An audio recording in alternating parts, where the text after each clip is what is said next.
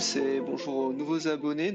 Désolé qu'il y ait eu un petit décalage, un petit shift dans le temps d'une semaine entre les vidéos. On a pas mal de boulot en ce moment, on crée une nouvelle structure, ce qui fait qu'on a mis un petit peu moins de priorité sur le contenu gratuit. Néanmoins, aujourd'hui, je suis là pour une analyse sur le SP500, donc le marché américain, le BTC, et on terminera par le TH.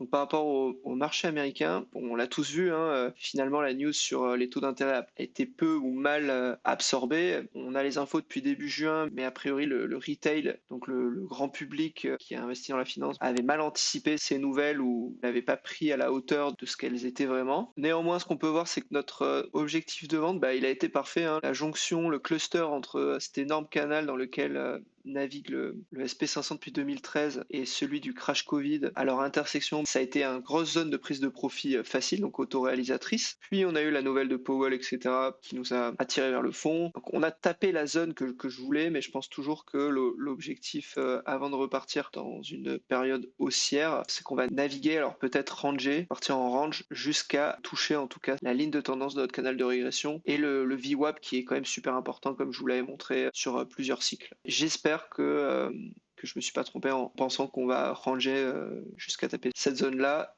et repartir avec des investisseurs qui sont plus confiants. Voilà pour le dollar américain. Donc là, voilà, il suit toujours notre plan. Il continue de se réapprécier. Comme je vous l'ai expliqué, il y a énormément d'argent qui est arrivé sur les cryptos, mais qui s'est dirigé vers les plateformes de lending à cause de cette appréciation du dollar. Le CPI qui continue d'augmenter. Enfin là, non, pardon, il se stabilise quand même pas mal. Donc cet indicateur d'inflation commence à se stabiliser. C'est peut-être plutôt bon signe. Au niveau des 10 years Yield Treasury américains, ils augmentent, donc que ce soit le 20, le 10 years ou le 5 ans, pardon. Là, clairement, si ces taux augmentent, c'est qu'ils nous incentivent, si vous voulez, à rentrer dedans. Et si nous incentivent, c'est qu'il y a une fuite de capitaux de ces assets qui sont ces assets souverains, donc ils sont déployés par l'État, ce qui fait qu'ils sont hyper safe. Et si les taux augmentent, les intérêts pardon augmentent sur ce type d'actifs, c'est que les capitaux en partent en fait. C'est pour vous attirer à rentrer dans les 6 en partent, c'est pour partir où? Vers les actifs à risque. C'est ce qui s'était passé,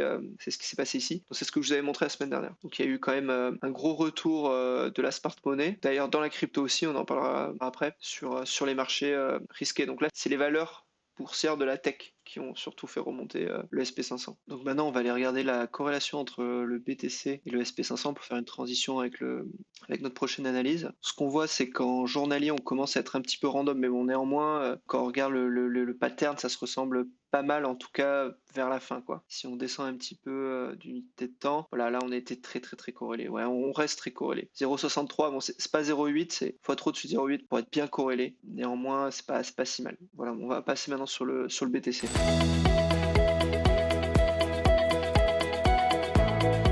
Bon, pour le BTC, donc on a eu un gros rebond sur cette zone-là, qui est un peu en plein milieu de deux supports et qui était le bas de ce canal de régression dans lequel on est avec un R person de 0,93, donc ce qui est assez haut en trading sur des assets volatiles. On est remonté petit à petit en bear flag jusque vers un petit peu au-dessus du haut de ce canal baissier. Il y a eu un écrasement, tentative de cassure vers le bas, un bear flag typiquement, en direction de cette demande zone. Et c'est pas un trap, hein, mais une grosse réaction, une énorme réaction vendeuse, on va dire, de ceux qui avaient vu le coup venir, qui est quasiment sorti, enfin, qui est sorti en une bougie, elle a fait $4 000. C'était une bougie de $4 000, qui est sortie de cette tendance baissière pour nous remettre sur le support et carrément en sortir aujourd'hui. Voilà, donc on est sorti là, on a tapé le haut de la dispersion H4, donc l'unité de temps juste en dessous de daily quand on a une vision fractale du marché. Donc voilà, là on a été rejeté pendant ce temps pour 4 heures. On va pas s'arrêter là, on va pas redescendre de suite. On s'arrête rarement sur une première tentative de cassure d'une dispersion statistique. On va y aller au moins une ou deux fois encore. Et si jamais on rejette, on repartira dans la zone des 41 000 qui est quand même notre plus gros support depuis quasiment 6 mois. Voilà.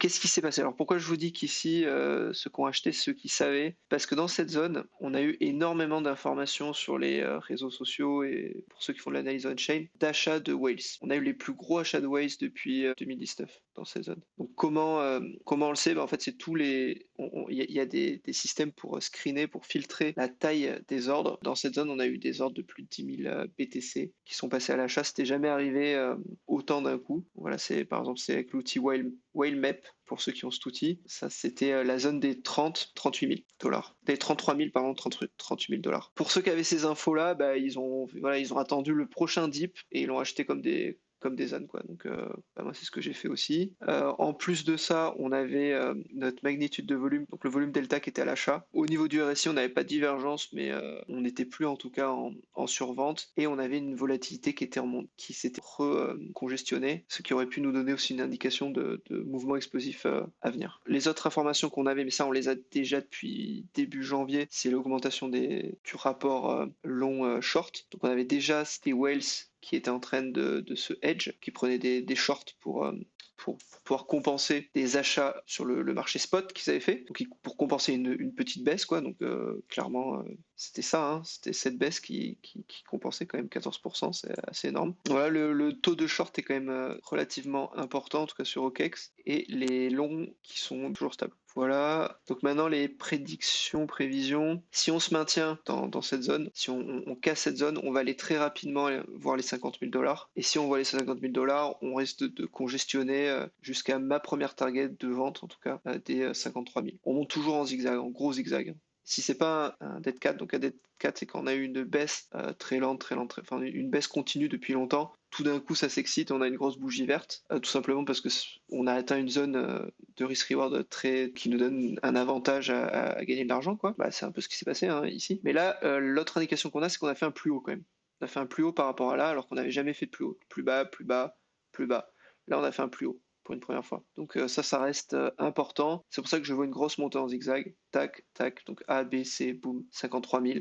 Et là, je vends. En tout cas, moi, je vendrais BTC et je partirais sûrement sur des petites. Là, on risque après de congestionner, donc je partirais sur des petites capitalisations ou capitalisations pour voir comment elle se développe quand le BTC sera dérisqué à ce niveau-là. De toute façon, si on est au 53, on aura passé aussi ce dernier plus haut-là. On aura dérisqué pas mal de choses, on va pas s'écrouler d'un coup, quoi. On va rester dans cette zone plus longtemps et d'ici là, il y aura sûrement plein de nouvelles concernant l'adoption qui pourront faire repartir le BTC à la hausse ou au contraire, l'économie traditionnelle, la finance traditionnelle crashera et on partira avec. Maintenant, on va passer sur l'ETH.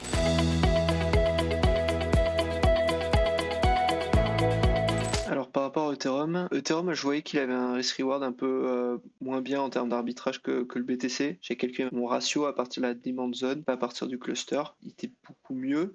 Néanmoins, ce qui s'est passé, c'est que en termes d'arbitrage, il y a eu quand même plus d'acheteurs pour le coup sur l'ETH que sur le BTC, comme on peut voir ici sur le chart Ethereum Bitcoin. Bon, dernièrement, là, le TH tank beaucoup moins que le BTC, mais en tout cas, il est reparti beaucoup plus vite, quoi.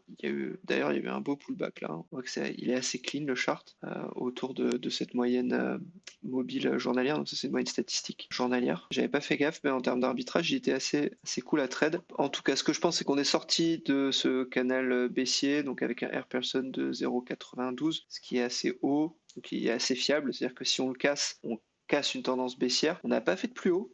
Attention, ETH n'a pas fait de plus haut, donc il avait peut-être plus à recover. Peut-être pour ça que les spéculateurs sont rentrés dedans plus que sur le BTC. Je suis pas allé voir les données on-chain pour savoir s'il y avait beaucoup de whales qui étaient rentrés sur ETH, mais j'imagine que c'est un peu le même combat que le BTC. Bon voilà, ce non plus haut m'embête un peu, donc j'espère qu'on va aller faire un plus haut rapidement. Là pareil, je m'attends pas à une correction trop rapide maintenant qu'on ait cassé cette tendance. Bon, on pourrait venir faire un pullback, mais ça fait tellement longtemps qu'on baisse, qu'on descend, que je pense que l'enthousiasme est revenu et la dynamique à l'achat aussi. Et du coup, je pense pas qu'on va s'arrêter sur une bougie rouge, quoi. C'est pas une bougie rouge qui va nous arrêter. On va plutôt monter jusqu'à cette dispersion H4 et là faire notre plus haut, congestionner. Donc pareil, hein, je me mets en très conservateur, donc peut-être une mèche qui va venir descendre ici assez violente pendant une journée sur une news un peu débile. À partir de là, le prix vient congestionner, on re-rentre sur tout ce qui est low cap, small cap en attendant. Et puis après on voit ce qui se passe. Voilà. Donc en tout cas, je me méfierai pas trop de cette bougie rouge, quoi. Je me méfierai pas trop de cette bougie rouge pour le moment. On va voir, parce qu'il faut pas que ça ressemble à une bearish engulfing. Donc une bearish engulfing, c'est une mèche qui dépasse la dernière mèche et une bougie rouge qui vient clôturer en dessous de la dernière verte. Là, ça nous donnerait quand même un petit signe bearish pour court terme. Et peut-être que du coup, on ferait ce scénario où on viendrait taguer le bas, retaguer le bas de cette tendance. Mais ça fait un peu peur quand même, je trouve. Ça serait un peu triste. Voilà. Donc j'espère que ça vous a plu et puis dans 2 semaines. Au revoir.